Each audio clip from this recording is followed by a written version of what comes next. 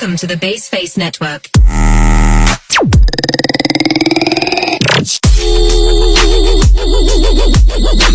Bismillahirrahmanirrahim. Assalamualaikum warahmatullahi wabarakatuh. Dan salam sejahtera, salam Malaysia Madani dan salam pintar IPG Kampus Datuk Razali Ismail.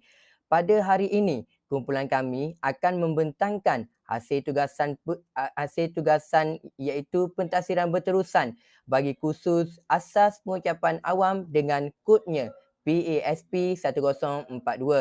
Tugasan ini dikategorikan sebagai tugasan 1 iaitu persembahan kumpulan.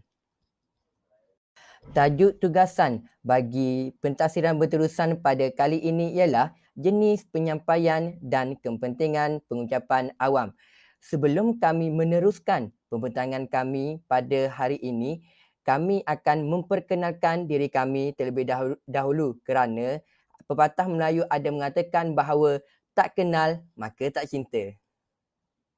Oleh itu, ahli kumpulan kami terbahagi kepada 4 orang iaitu saya sendiri iaitu Muhammad Syakir Nazmi bin Muhammad Sakri. Ahli kumpulan yang kedua ialah Nur Fatihah binti Muhammad Sahimi. Ahli kumpulan yang ketiga Nur Izzah binti Abdul Halim dan ahli kumpulan yang keempat ialah Syaiful Nazrin bin Yusuf. Jadi, adakah kamu semua tahu kita ada berapakah jenis-jenis ucapan? Jadi, mari kita belajar sama-sama. Okey, jenis-jenis ucapan ini terbahagi kepada 4 iaitu ucapan spontan, yang kedua ialah ucapan dihafal, yang ketiga ialah ucapan yang dibaca dan yang keempat ialah ucapan extemporaneous. Okey, yang pertama saya akan menceritakan berkaitan dengan ucapan spontan. Okey, ucapan spontan ini merupakan satu perkara tanpa persediaan khusus. Okey, seperti yang kita sedia maklum, spontan ini membawa maksud satu perkara yang Assalamualaikum warahmatullahi taala sendiri wabarakatuh. pun tidak bersedia dari Nama segi saya Syaiful Nazrin dan bin mental. Yusuf. Macam tu. Baiklah, Jadi saya akan kebiasaannya ucapan teruskan spontan kepada ini jenis ucapan penyampaian extemporaneous. yang terpaksa Tanpa melakukan membuang masa, ucapan mari spontan kita lihat ini selalunya apa itu akan ucapan membicarakan berkaitan extemporaneous sesuatu dan perkara ciri-ciri yang bagi lalu, ucapan isu extemporaneous semasa ini. dan harapan serta ramalan bagi masa yang akan datang. Okey, kebiasaannya ucapan spontan ini ia lebih kepada masa depan ataupun satu perkara yang kita boleh berfikir secara logik. Sebab apa? Sebab selalunya kita tidak akan mengambil masa yang begitu lama untuk berucap secara spontan ini. Kerana seperti yang kita sedia maklum, ucapan spontan ini kita tidak mempunyai apa-apa persediaan. Jadi ucapan spontan ini lebih sesuai untuk kita berbicara berkaitan dengan apa yang saya nyatakan sebentar tadi. Okey, seterusnya saya akan menceritakan pula berkaitan dengan ciri-ciri bagi ucapan spontan ini. Okey, ciri-ciri yang pertama ialah ayat yang tidak disusun sebelumnya. Okey, huraiannya tidak akan memikirkan apa yang mereka ingin sampaikan. Okey, ini membawa maksud bahawa dah nama pun spontan, jadi kita tidak sempat untuk menyusun perkataan itu. Malah sebabnya seseorang yang ingin berucap di khalayak ramai, maka dia memerlukan masa yang sedikit untuk dia menyusun ayat tersebut. Okey, itu yang pertama. Yang kedua pula ialah tidak berfikir secara mendalam. Hanya mempertimbangkan situasi atau peristiwa yang terjadi itu saja. Okey, jadi di sini kita dapat lihat bahawa ucapan spontan ini kita hanya menjawab apa yang ditanya sahaja. Kita tidak perlu untuk menghuraikan dengan lebih mendalam. Sebab apa? Sebab kita tidak mengkaji terlebih dahulu apa yang ditanyakan. Jadi kita hanya perlu menjawab apa yang disoal itu saja. Macam tu. Okey, ciri yang ketiga pula ialah terlalu emosional. Okey, ini kerana mungkin mengeluarkan ucapan spontan yang dipengaruhi oleh situasi pada ketika itu. Jadi kita sedia maklum, ucapan spontan ini mungkin akan ada perasaan gugup, gementar dan lain-lain lagi lah. Jadi ia agak emosional pada situasi tersebut. Dan ciri yang keempat bagi ucapan spontan ini ialah terlalu natural. Hal ini dikatakan demikian kerana mereka lebih bersikap jujur dalam pengucapannya. Okey, jadi pada situasi ini mereka tidak sempat untuk memikirkan hujah-hujah yang perlu dinyatakan kerana ia hanya berlaku secara spontan dan dari segi kata lain dia berlaku secara tiba-tiba. Jadi itu sahaja ciri-ciri bagi ucapan spontan. Okey, yang seterusnya ialah ucapan yang dihafal. Yang dihafal merupakan satu perkara yang mempunyai persediaan terlebih dahulu, iaitu persediaan yang khusus sebelum menyampaikan ucapan tersebut. Ucapan ini akan disediakan teks yang lengkap terlebih dahulu sebelum pengucap memberikan ucapan di khalayak ramai. Cara perkataan demi perkataan. Juga ucapan jenis ini sukar dibuat terutamanya oleh orang yang kurang baik daya ingatannya kerana teks ini perlu dihafal. Pengucapan ini perlu dihafal keseluruhan teksnya tanpa melihat sebarang kertas ataupun teks. Ia juga sukar diubah suai sekiranya terdapat perubahan situasi atau reaksi audiens. Seterusnya ialah ciri-ciri ucapan yang dihafal. Ucapan yang dihafal ini ialah pembacanya tidak melihat teks semasa berucap. Okey, macam biasalah, pengucap tidak dibenarkan melihat teks kerana ucapan ini telah dihafal terlebih dahulu sebelum beliau berucap. Seterusnya, teks ucapan yang lengkap telah disediakan terlebih dahulu supaya lebih tersusun, supaya pengucapan itu lebih tersusun dan tidak bercelaru apabila penyampai menyampaikan ucapan itu di khalayak ramai. Okey, yang seterusnya ialah menggunakan bahasa yang mudah difahami. Teks tersebut hendaklah mempunyai bahasa yang mudah difahami supaya para audiens dapat memahami perkataan dan dapat memahami mesej yang disampaikan itu dengan baik. Seterusnya, ucapan ini dapat menarik perhatian dan minat orang-orang yang datang kerana penyampai hendaklah menyampaikan dengan kaedah dan cara yang menarik. Sebab dia tidak melihat teks, jadi orang akan lebih percaya dan kerana orang akan lebih tertarik kepada pengucap yang tidak melihat teks ucapan tersebut semasa menyampaikan maklumat yang hendak disampaikan tadi.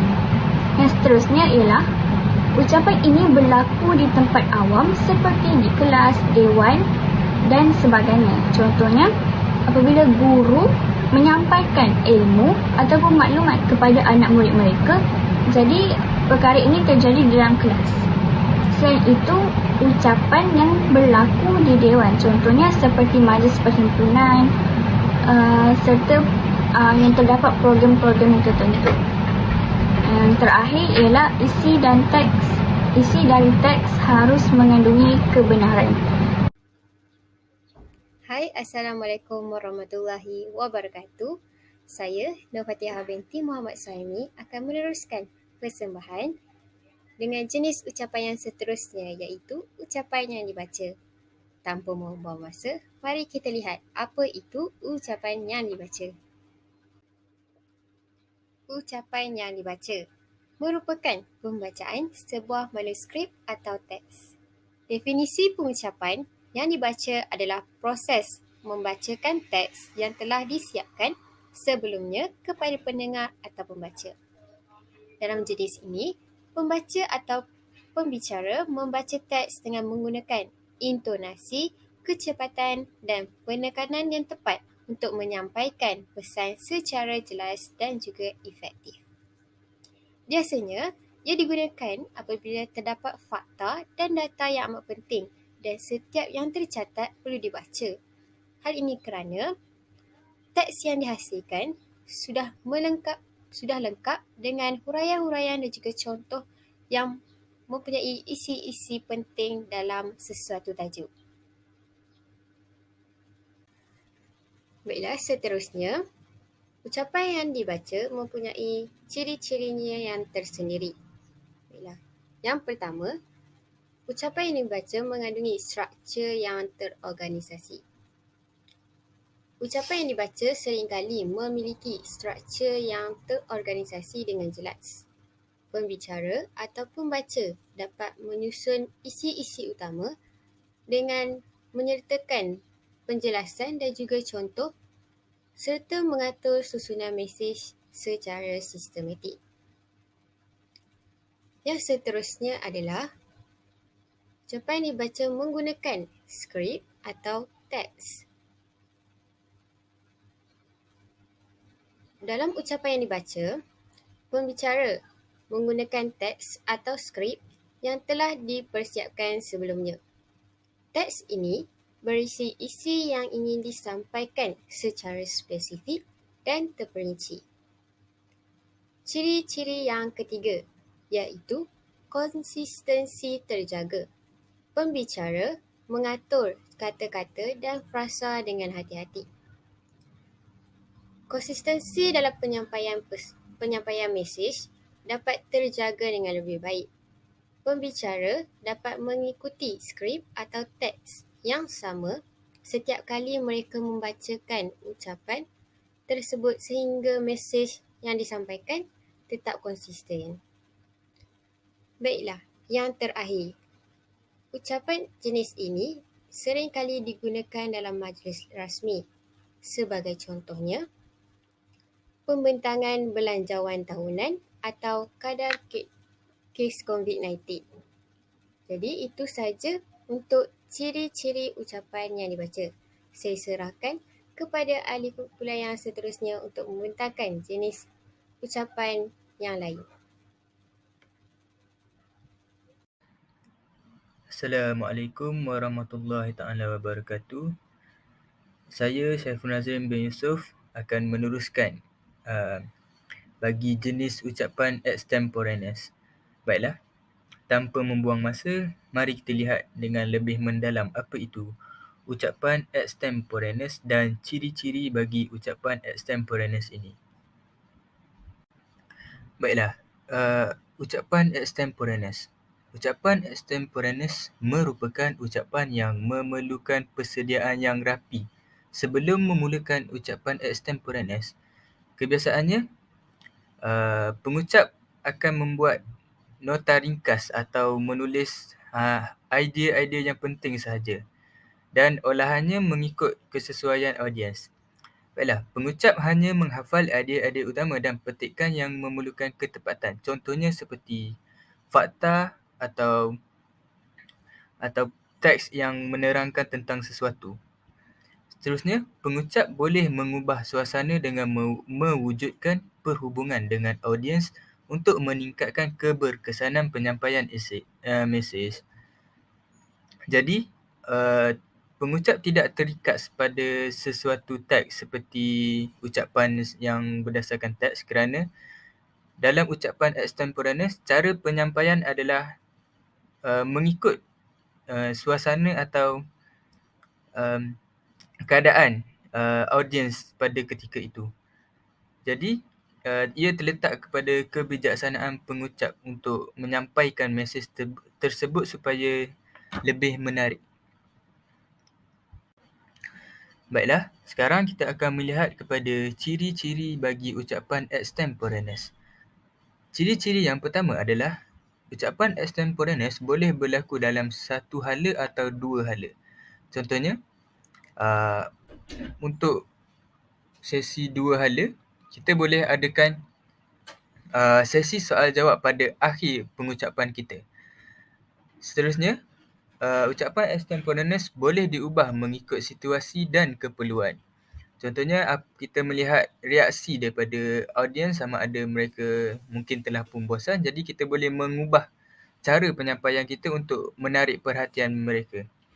Seterusnya, ucapan berlangsung dalam sesuatu majlis yang bersifat rasmi atau pertandingan, dan ciri-ciri yang terakhir adalah contoh bagi ucapan extemporaneous, iaitu ceramah berkaitan demam denggi di sekolah. Jadi, ceramah ini boleh disampaikan dalam bentuk yang menarik, tetapi fakta yang ingin disampaikan masih lagi tepat. Sekian saja daripada saya. Terima kasih. Baiklah, setelah mengetahui kesemua jenis-jenis ucapan dalam pengucapan awam, mari kita pelajari pula apa kepentingan pengucapan awam kepada individu. Baiklah, yang pertama, melalui pengucapan awam, seseorang individu dapat meningkatkan keyakinan diri. Seseorang individu akan berasa gemuruh dan takut untuk berucap di hadapan khalayak ramai untuk pertama kalinya. Namun, perkara tersebut akan dapat diatasi sekiranya individu tersebut mempraktikkan dan membiasakan diri bercakap di tempat umum dengan melakukan pengucapan awam. Melalui latihan pengucapan awam, individu dapat mengatasi kecemasan dan ketakutan yang terkait dengan berbicara di depan umum. Dalam prosesnya, mereka dapat membangun kepercayaan diri yang lebih tinggi dalam kemampuan berkomunikasi mereka. Keyakinan diri yang diperoleh dari pengucapan awam dapat mempengaruhi berbagai aspek kehidupan seseorang, termasuklah interaksi sosial, kesuksesan profesional dan keterampilan dalam kepimpinan. Itu sahaja dan untuk kepentingan yang pertama. Baiklah, sekarang kita akan melihat kepada kepentingan pengucapan awam kepada individu. Baiklah, kepentingan yang ingin saya tekankan di sini adalah ucapan dapat memperluaskan jaringan dan hubungan kita. Seperti yang kita tahu, ucapan merupakan salah satu bentuk komunikasi antara kita dengan orang lain. Jadi, ketika seseorang dapat menyampaikan pesanan secara efektif, orang lain cenderung dan terdorong untuk terlibat dalam percakapan, berbagi idea atau menawarkan peluang baru. Jadi, melalui ucapan ini sebenarnya kita dapat mempengaruhi seseorang sama ada untuk bersetuju atau tidak bersetuju dengan pendapat kita. Dalam masa yang sama, kita juga boleh mewujudkan kerjasama antara mereka jika terdapat jalinan kesefahaman antara satu sama lain. Seterusnya, kemampuan pengucapan awam yang baik dapat membantu seseorang membangun hubungan baik antara rakan sekerja, klien atau rakan-rakan dan ahli keluarga. Jadi, tidak dinafikan bahawa ucapan yang baik sebenarnya memberi impak yang positif kepada hubungan silaturahim antara rakan sekerja, klien atau rakan-rakan dan ahli keluarga yang lain. Itu sahaja daripada saya. Terima kasih. Seterusnya ialah komunikasi efektif. Komunikasi efektif adalah kemampuan untuk berbicara dengan baik di depan umum membantu individu dalam berkomunikasi secara efektif. Kemampuan ini penting di berbagai bidang kehidupan termasuk pekerjaan, pendidikan dan kehidupan peribadi. Dengan kemampuan pengucapan awam yang baik, seseorang dapat menyampaikan idea, gagasan dan pesan dengan jelas dan meyakinkan kepada audiens. Kepentingan yang seterusnya iaitu kepentingan yang keempat bagi pengucapan awam kepada individu ialah pengaruh dan kepimpinan. Bagi seorang pengucap awam, seseorang itu haruslah membina pengaruh dan kepimpinan sendiri. Kenapa ia dikatakan sedemikian? Hal ini dikatakan sedemikian kerana setiap pengucap awam itu haruslah yakin dengan setiap tutur kata yang dibincangkan. Hal ini secara tidak langsung akan memberikan keyakinan yang penuh oleh audiens kepada pengucap awam itu. Jadi, ia secara tidak langsung tidak akan menimbulkan rasa was-was dalam diri audiens terhadap pengucap awam tersebut dan begitu yakin dengan apa yang disampaikan itu adalah satu perkara yang benar dan bukan hanyalah ciptaan semata-mata. Jadi, pengucap awam yang baik mampu untuk memberikan pengaruh yang besar sekaligus mampu untuk memberikan motivasi kepada orang lain. Jadi, tugas sebagai pengucap awam ini bukan sahaja hanya berbual kosong, hanya kata-kata saja, tetapi dalam masa yang sama juga dia perlu meletakkan nilai motivasi itu dalam pengucap awam mereka bagi mewujudkan suasana yang baharu dan agar audiens dapat satu perkara yang baru jika mengikuti sebarang pengucapan awam. Okey, sebagai contoh, dalam pidato atau syarahan, mereka memberikan ucapan dengan penuh efektif yang secara tidak langsung mampu untuk menginspirasikan dan memotivasikan audiens mereka. Jadi, dalam ucapan pidato atau syarahan ini, mereka menggunakan intonasi yang tegas agar setiap ujah-ujah yang dinyatakan itu dapat diterima dan tidak ada sedikit pun rasa was-was dalam hati para audiens itu. Jadi kesannya perkara ini amat penting dalam kepimpinan seseorang itu di mana mereka perlu memimpin dan mempengaruhi orang lain untuk mencapai satu tujuan yang diinginkan. Jadi kita jika kita menjadi seorang audiens, maka kita tidak ingin satu pengucapan awam itu hanyalah sia-sia. Jadi sudah pasti kita perlukan sesuatu perkara yang baru bagi setiap pengucapan awam yang kita sertai itu.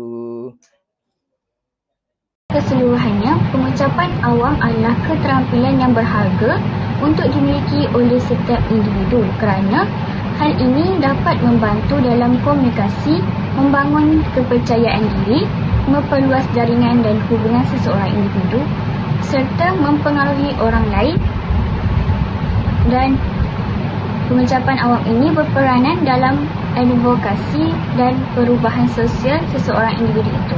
Berikut merupakan sumber rujukan yang telah kami lihat daripada internet untuk mendapatkan maklumat-maklumat berkaitan dengan pengucapan awam ini.